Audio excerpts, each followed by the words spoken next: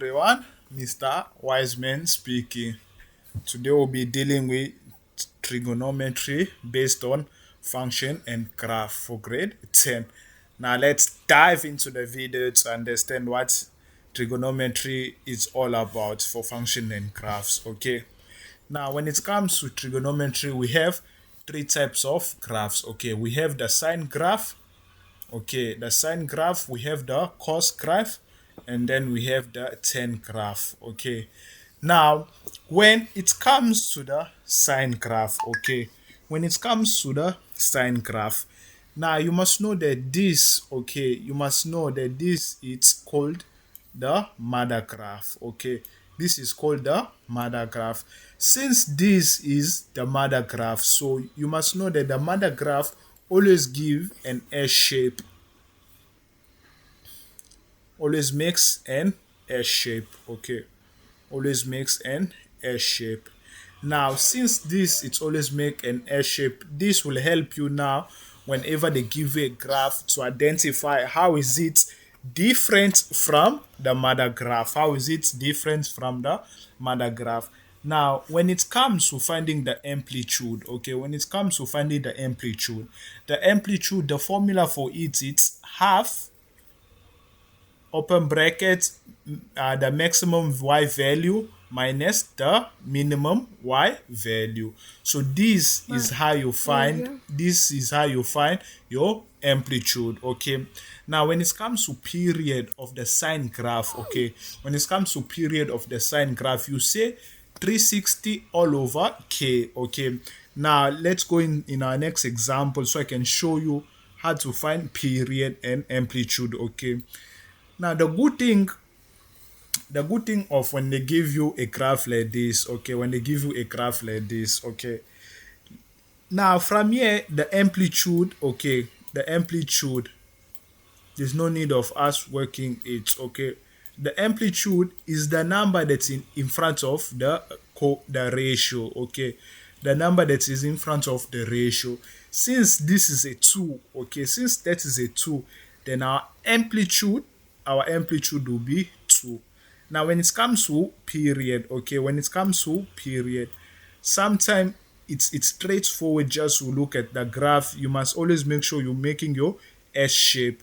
When you're making your S shape, you must always make sure you make your S shape. When you do that, then you can write. If for example, okay, if for example we have 2 sine half x, okay, now when you're finding our period, we're going to say 360 divided by half. Now 360 divided by half is equal to 720.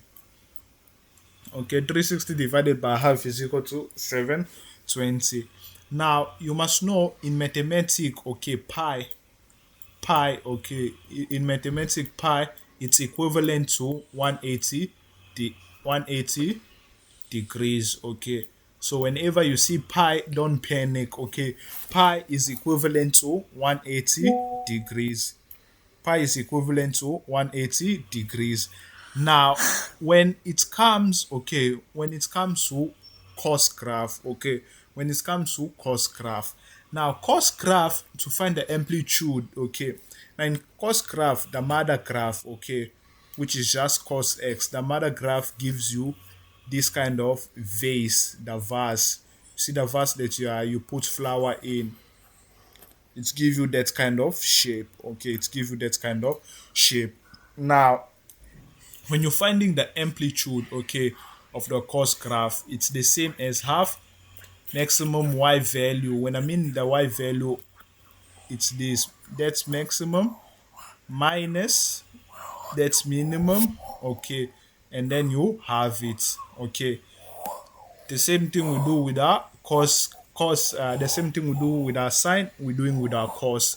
To find our period, when I say 360 divided by k, okay, as I said, k here, it's the number that is in between the ratio and x. Okay, the number that is in between the ratio and x, that is your k. The number between your k equals to k equals to the number in between the ratio and x. Okay, the ratio and x. Now, finally, when it comes to the tangent graph is the easiest graph ever. Okay, that's the easiest graph ever.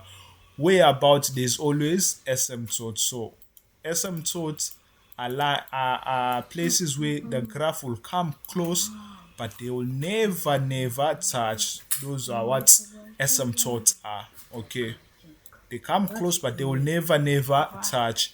Now, when it comes to a tangent, okay, this is the mother graph. This is the mother graph. Okay, since this is the mother graph, the good thing of a tangent, the good thing of a tangent, there's no amplitude.